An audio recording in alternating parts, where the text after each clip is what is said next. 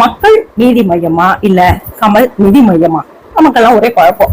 ஏன்னா கமலஹாசன் அவர்கள் மக்கள் நீதி மையம் ஆரம்பித்த பொழுது திமுக எதிராக ஸ்ட்ராங்கா குரல் கொடுத்து இந்த குடும்ப ஆட்சியெல்லாம் ஒழிக்கணுங்க, தமிழகத்தினுடைய வளர்ச்சியை குழி தோண்டி புதைக்கக்கூடிய கட்சியை நம்ம ஆதரிக்க கூடாது, அப்படி இப்படின்னு இலவசம் பேசிட்டு கட்சியை ஆரம்பிச்சவர் நம்ம கூட பயங்கரமா இருக்கும் அப்படின்னு நினைச்சோம்.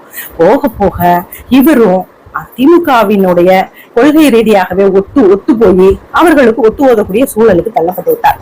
சரி, ஓகே, ஏன்னா அவரும் தேர்தலில் போட்டிக்கிட்டு ஒரு எம்எல்ஏ எம்பி ஆவாருன்னு பார்த்தா அது நடக்கவே மாட்டேங்குது. ஆக அவர் முடிவு பண்ணிட்டார், ராஜ்யசபா சீட்டு தான் நமக்கு கரெக்ட், அதுக்கு சரியான இடம் திமுக தான் முடிவு பண்ணி அவர்களுக்கு இவர் வேலை செஞ்சுட்டு இருக்கிறார்.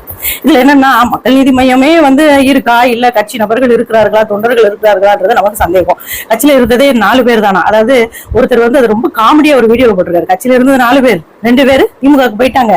இவரும் சரி நாமளும் அங்கேயே போயிடலாம், அவரும் போயிட்டாரு. எப்படி இருக்குன்னா, ஒரு ஆபீஸ்ல மேனேஜர் சரியில்லைன்னு 2 பேரு பேப்பர் போட்டு வேற ஒரு ஆபீஸுக்கு போறாங்க, அதே ஆபீஸுக்கு அந்த மேனேஜரும் போயிட்டாருன்ற கதையா இருக்குன்னு காமெடி பேசியிருப்பாரு. ஆக மொத்தத்துல அவருடைய நலனுக்காக இந்த ராஜ்யசபா சீட்டுக்காக போயிருக்கிறாரு.